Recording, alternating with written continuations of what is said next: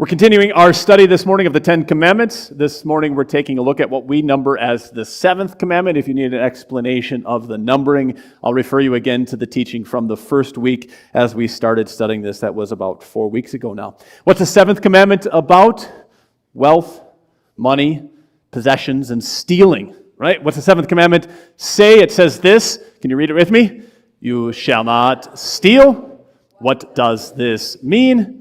We should fear and love God, that we do not take our neighbor's money or property or get it by dishonest dealing, but help him to improve and protect his property and means of income. Well, there you go. If you thought last week was hard, this week we're in for a real treat. What does everybody love to talk about? Money. Until you have to talk about your own money. And then you're like, don't you be talking about my money. Nobody better tell me what to do with my money. But the seventh commandment is simple enough, isn't it, right? Don't steal.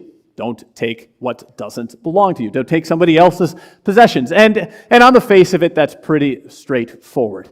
If you drive to the gas station, fill up the gas pump, and then drive away, well, that's stealing. Don't do that. If you walk into your neighbor's yard and you take away something that's sitting in your neighbor's yard, well, don't do that. That's stealing. And if you walk into a store and you walk out with something that you didn't pay for, that's stealing too. Don't take things that don't belong to you. Those are the really easy ones, right? But a few years ago, I used a comic for an online lesson that I was teaching. We had an online group that was meeting, and I used a comic, and I posted it on our website. About 6 months ago, a company representing the publisher reached out to me, and they said that the company was enforcing their copyright claim. They accused me. They said, either you're stealing and we're going to take you to court, or you pay for the use of this comic. A comic. Just a comic that I posted on our website. Or you're at your work and you're watching TikTok videos and YouTube shorts, and maybe you take a little bit longer than you should breaks. Stealing? Your boss promises to pay you X amount of dollars, and then you start turning in timesheets. More importantly, you turn in reimbursement sheets, and you look for your commission slips, and the money just never seems to quite add up to what you thought you were supposed to get. Stealing? See, when we're kids, simple stealing is pretty obvious. We've got a fairly straightforward list, don't we, of things that are stealing. We, for example, say shoplifting, stealing. Cheating, stealing. If you go and look at your friend's homework, you're stealing. Borrowing without the intent to return. Do that to your siblings a lot, don't you? Or petty theft from your parents. I need $10, and so I just go and take it out of my mom's wallet without asking. Stealing. Right? Those things are straightforward, and we keep going, sneaking into places that you're not supposed to be. Stealing. The movie theaters without paying, right? Taking food that's not yours. Downloading materials without permission. Okay, those things we know. But do you know how many different categories the United States law has just for private stealing, individuals who steal? There's at least 12 major categories of theft crime in the United States. Petty theft, covering the small items. Grand theft, covering large items. Shoplifting, okay, we already got that one. But then you go burglary, robbery. Do you know the difference between burglary and robbery? Auto theft, identity theft, cybercrime, package theft, fraud, extortion, and looting. It gets really long. And it gets really hard to start to think, wait a second, have I perhaps been involved in stealing even if I haven't recognized it? And then, with the rise of corporations and big businesses in the last 50 years, what about once you start adding in business theft and corporate theft? Then you've got wage theft and securities fraud and consumer fraud and insurance fraud and embezzlement and tax evasion and intellectual property theft and healthcare fraud and contract fraud and money laundering. Am I done? Whew. So, how many of you have been involved in stealing lately? I would be willing to bet that if we took a very careful analysis of our lives, almost every one of us has stolen or participated in stealing in recent history. There's just so many ways. Did you take a picture that somebody else posted online and post it on your own page without giving them credit? You stole. Did you use somebody else's idea without giving them credit? You stole. It's everywhere, isn't it? This is why Jesus says what he says to us in our lesson today. You know, it's easy to say that God doesn't get this complicated world that you and I live in, right? That he made this rule before we had all of the big complicated things that we deal with. You can say God had no idea that there would be these big businesses that we call private equity firms that would just come in and buy out a family firm and gut it for the basic things and sell off everything that my family spent hundreds and hundreds of hours and love and time to build. Right? You can say that God made this law before there was things like big pharma that could make EpiPens, then charge obscene amounts of money for them that I need just to keep alive because they've also created all of this other food that makes me sick and practically kills me. You can say, you know, God made this rule before there were things like big tech that stuck its nose into every corner of my life. How is it fair that they should be able to stick their nose into everything that I do all of the time? And you can say, you know, how can it be fair, right, that God would make this rule and this law when there's banks and there's Vanguard and huge companies making billions, not even risking their money, not even risking my money, but banking on my inability to pay off my debt? How can that be fair or right? Because that's what they do, isn't it? And I'm not saying that that's exactly how I feel all the time, but I know that there's enough of us that have that sentiment, that have that sense to say, you know, how can God say it's wrong for us to cheat and to steal when there's billionaires and oligarchs that get away with it all of the time, and they just get to cover it up because they can play the legal system better than the rest of us? Isn't that the indignation that we all feel? That's why Jesus said what he said. He said, watch out, be on your guard against all kinds of greed. Right? He didn't just say, watch out for a little bit of greed, itsy-bitsy greed. Or he didn't just say, watch out for really, really big greed. He says, I don't care if your greed is little or big, or if it's small or if it's large, or if it's complex and fancy greed or very simple greed. Right? Watch out for all kinds of greed. Why did he say that? Because he went on to say this. He said, nobody can serve two masters. Either you will hate the one and love the other, or you'll be devoted to the one and despise the other. You cannot serve both God and money. Now, the translation money at the end of that sentence, right, where he says both God and money, that's a little unfortunate. Jesus is not against various modes of transactions. You know, he's not saying if you used your cows to exchange value, or if you used your chicken eggs, you know, I give you 5 chicken eggs and you come and fix my house, well, that would be okay, but don't have dollar bills. That's not what he's trying to say. He's not trying to say chicken eggs are a better source of currency. He's saying that you cannot serve both God and what was often translated mammon, or as we might call it, wealth or riches, or excessive wealth or excessive riches. He's saying that there's this thing out there, whether you want to call it wealth or obsessive riches, that will set itself up as a god in your life. And if you let this thing that is wealth or riches, or mammon, or however you want to term it, become first, It will push the triune God and everything else out of your life. What's mammon? Here's Peter Kreeft, a theologian and philosopher. He describes it. He says, mammon is this inordinate desire to possess wealth, goods, or objects of abstract value with the intention to keep it for oneself far beyond the dictates of basic survival and comfort. It's applied to a markedly high desire for and a pursuit of wealth, status, and power. Greed is similarly an inordinate desire to acquire or possess more than one needs. Money is ubiquitously tempting. It's a kind of umbrella principle covering everything money can buy. It also is, or rather falsely promises to be, a security blanket against change. It apes, it steals divine self-sufficiency. Mammon is not desire as such, or even desire for temporal possessions as such, but it is the immoderate desire for them. For it is natural to men to desire external things as means, but mammon makes them into ends, into gods. And when a creature is made into a god, it becomes a devil.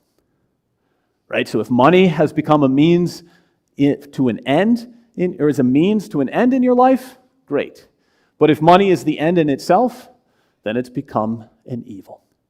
Or a man named Douglas Jones goes on to describe mammon this way. He says, you cannot serve both God and mammon. Jesus didn't deny that money was a god, that God even has a name, mammon. Jesus affirmed mammon as the sole serious competitor to the Trinity. Jesus understood the antithesis or the contrast between God's way and mammon's way as the most fundamental distinction in all of life and history. He didn't divide the world into left or right or liberals and conservatives or the envious versus the entrepreneur or Christian versus Muslim. Jesus didn't make mammon a side temptation for a few like we do. No, typical Christians tend to shrink mammon into one of many small idols along Aphrodisian sexuality, Hephaestian technology, Bacchanalian passion, Promethean science, Gaian mysticism, or the Leviathan state and others. For Jesus, mammon wasn't one idol among many equals. He singled it out as a direct competitor to God. He never contrasted the idols of sexuality, of knowledge, or of the earth in such stark opposition to God. Jesus never said you can't serve sexuality and God, or knowledge and God, though these were idols too. Did you catch what that all said? Right? Jesus doesn't care if it's big theft or little theft. The problem is that whether it's big or little, as soon as greed takes a place in your heart, greed is the one thing that will get rid of God. It is the one physical thing in your life that will push God out. Greed is dangerous because it will get you to replace God. Now, here's what's really frightening about this. And what I need to do quickly is to show you that greed has basically taken over the American story. The American story for the last 80, 90 years has been built on selling you greed. Now, let me tell you first where I stand here. I'm not a democratic socialist. I'm not suggesting that we should have a government-controlled means of income or distribution of property and income in life. I am, generally speaking, I would think, a capitalist. I probably have some tweaks on that in a few places because of my Christian background, but as a capitalist, like with Adam Smith or Thomas Sowell and the other capitalists, I would generally say that having an economy that has a market, has rule of law, and private property are good things for our economic life. But here's how American mammon was birthed. You've been sold greed. Now, some of you are going to know this story very well, right? You've lived this story, but some of us who haven't lived it need to be reminded of it. In the Great Depression is basically where it starts. 1920s. This is a classic photo from the Great Depression of a man who lost everything on Wall Street, and he sold his car for $100. Look at that pretty sweet car you could get for $100, huh? Love to go back and get that car all over again. We need to know and remember that the Great Depression fundamentally changed the social consciousness of America. And you and probably your grandparents and your great-grandparents have been inheritors of those values. It was a trauma a trauma, right, that was captured in an entire nation's social consciousness and a fundamental shift in how we thought about wealth and money and riches and property and everything else that we had. Okay, so this goes back to the 1920s. We're coming out of an era of great industry. The age of agriculture is coming to an end. The age of industry is coming to a beginning, or at least is really taking off, and the Industrial Revolution has pushed through America.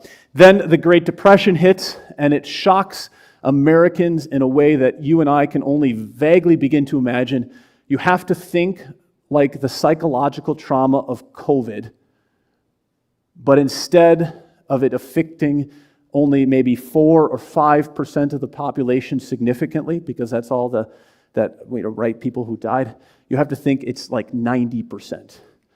Everybody loses everything and lives in poverty. That was the psychological trauma. And there's one word that comes out of the Great Depression that we value: thrift. Thrift. If you talk to your great-grandparents or your grandparents, you will probably hear things like this: waste not, want not, right? One man's trash is another man's treasure. Or a penny saved is a penny earned, right? And I really like this one, even though my grandparents never said it, but eat it up, wear it out. Did anybody know it? Make it do or do without.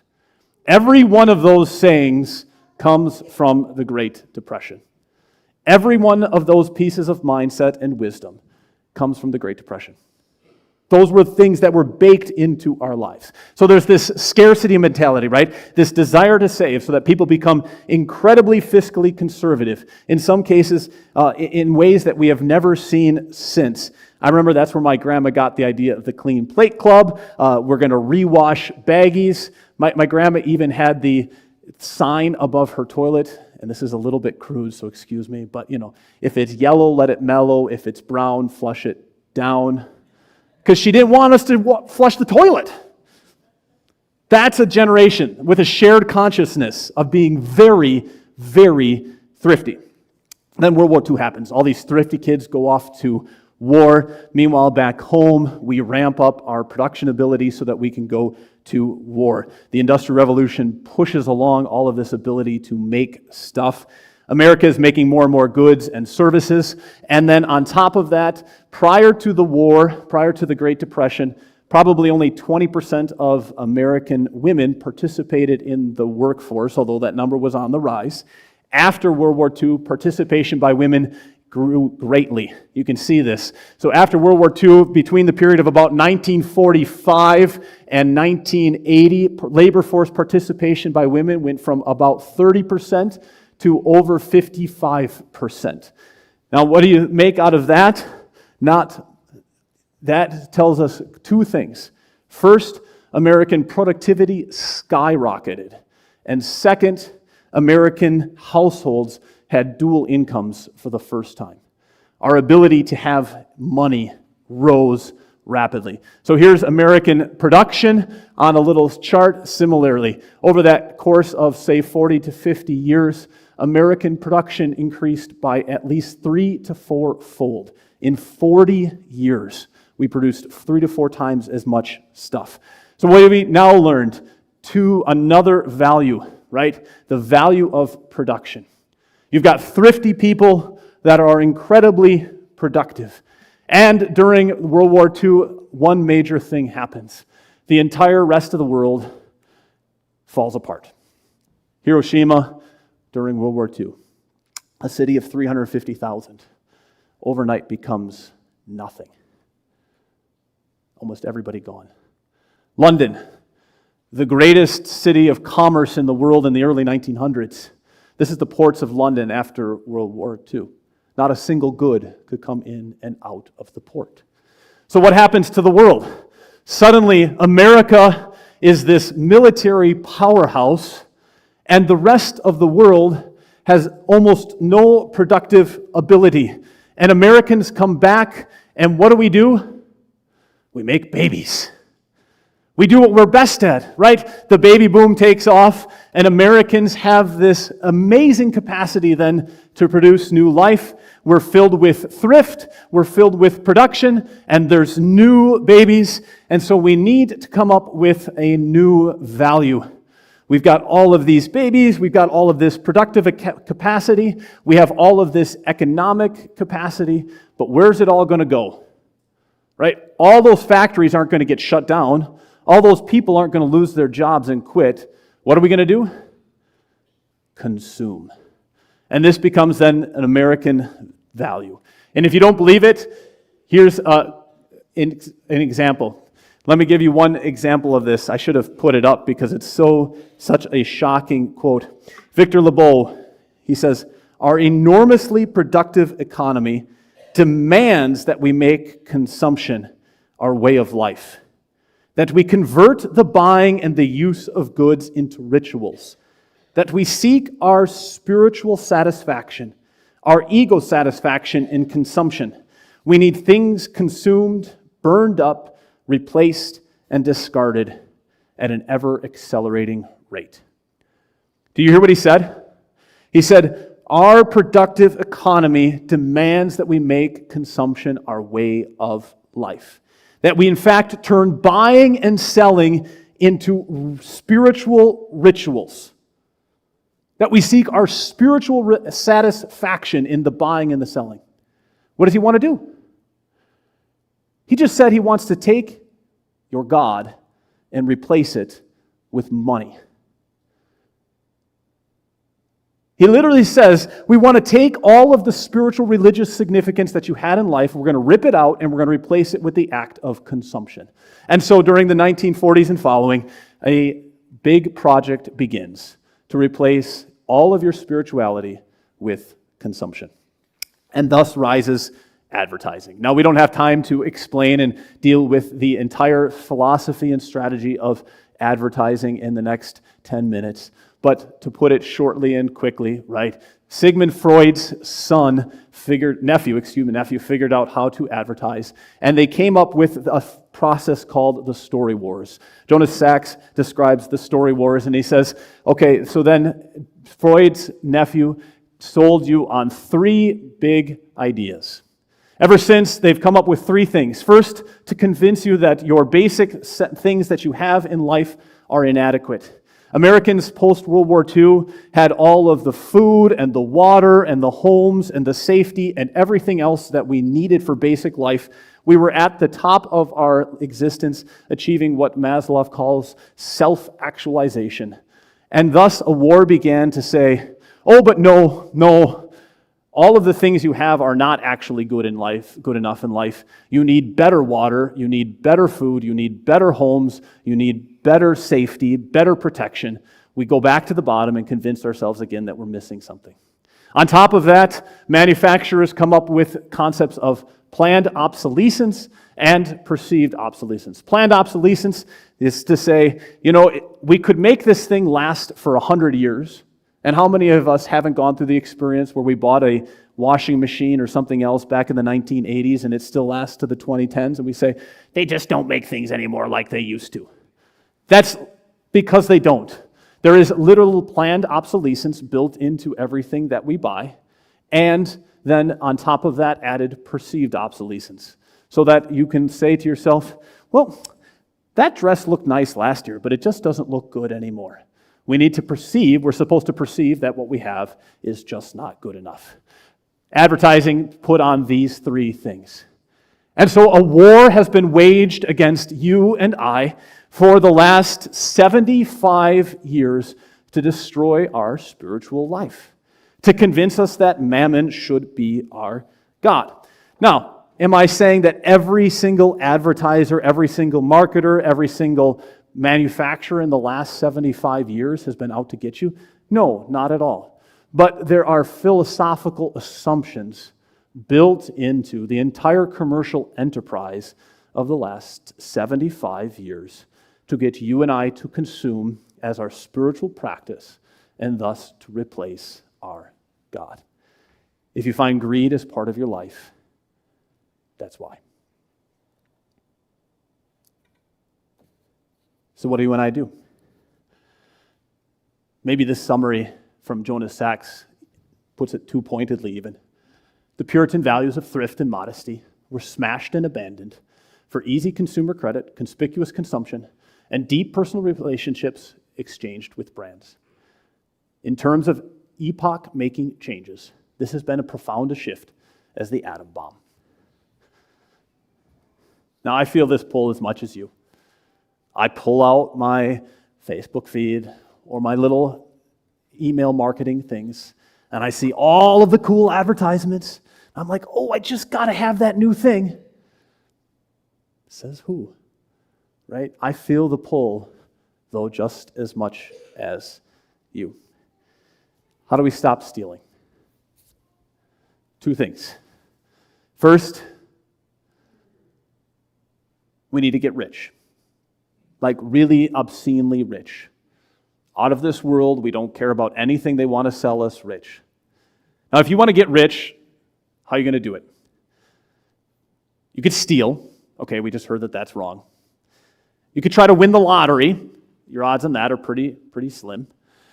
You could try to get adopted into the right family. Could happen, but probably not, right? Or, and this is probably the easiest way, you make a good friend. I feel very blessed to know all of you because whether or not I give you many things, you give me lots. You take care of me. You provide for me and my family. I serve you, but I'm not getting paid for what I'm doing, really. You are simply taking care of me. And I realize that every time you give me gifts, and every time you give me Christmas presents, and every time somebody says, hey, come on over and have some dinner, or every time somebody says, can I pay for lunch? I didn't earn that. My spiritual return to you is of eternal value, and I could never give you anywhere near as much as what you have paid me, at least not in monetary value. I realize you feel like what I've given you is out of this world, and it is. But I can't return it to you in the same way. But I, because of you, am richer than I will ever become on my own. My gross wealth, my total net worth is practically the sum total of all of you. Because of you, I have become rich in ways that I can never imagine. And that is what Jesus tells to you and I in the Bible. He says, you have to know the grace of our Lord Jesus Christ, that though he was rich, yet for your sakes he became poor, so that you through his poverty might become rich. The richest man in all of history, the richest man in the entire universe, became one of us, so that he could share every little piece of what God has with us. That's how we fight greed. We realize that our eternal net worth with God is set and held because God gave everything in heaven and earth to us, and he credited it all to our account, not because we have earned it or deserved it or we've worked for it or achieved it. If you find your heart constantly running after all of this stuff, then you need to learn to value what Christ has done for you. Because what God has given to you in Christ is out of this world value. Literally, it counts beyond every single thing in this world. You are richer than you could ever imagine before God. You are perfect, you are holy, you are right in God's sight. You have never done a single thing wrong. You have never stolen anything. You've gotten A's on every single topic you have ever tried to master. You've been perfect at your job, and your boss has loved everything you've ever done. Your wife never thinks a bad thing about you. Your husband thinks that you're the belle of the ball. And God looks at all of you and says, well done. That's pretty incredible. Those are the riches that count for an eternity. We are forgiven and right in God's sight. The second way, though, to beat greed, the second thing that you and I need is we need to be crazily generous. Now, not saying that we need to be giving away everything that we have, but we need to be crazy generous in weird ways. Leslie Newbegin points out that the ways in the modern American economy to be different is simply to not live like the people around us. And if you want to do things that make you look radically different than everybody else, give 10% of your money, turn off the TV, and give somebody money in secret. Do those three things, and you will be crazy generous in the American people's eyes. If you give away 10%, I can guarantee you're like nobody else in modern America. Well, all right, a very select group, right? If you can do that, good for you. Turn off your TV. Invest in the people around you, and people will see the giving of your time in radically generous ways. And number 3, practice secret generosity. So stop giving people money when they see you and just send somebody a check. I remember one of the neatest things that happened to me was one time when I had messed up on a project and I had overpromised and underdelivered, and there was somebody, and I don't even know who to this day, just sent in a little note and said, I've got the difference covered, we'll cover it over and let's move on. And from that day on, nobody criticized me, nobody ever brought it up again, and it was not held against me. Nobody knows who that was. It was an amazing practice of secret generosity. Most of us would have died at some place along the way if somebody wasn't generous to us. But Christians practice secret generosity. We don't need everybody to see, because we've been made rich by the God who has done this for us.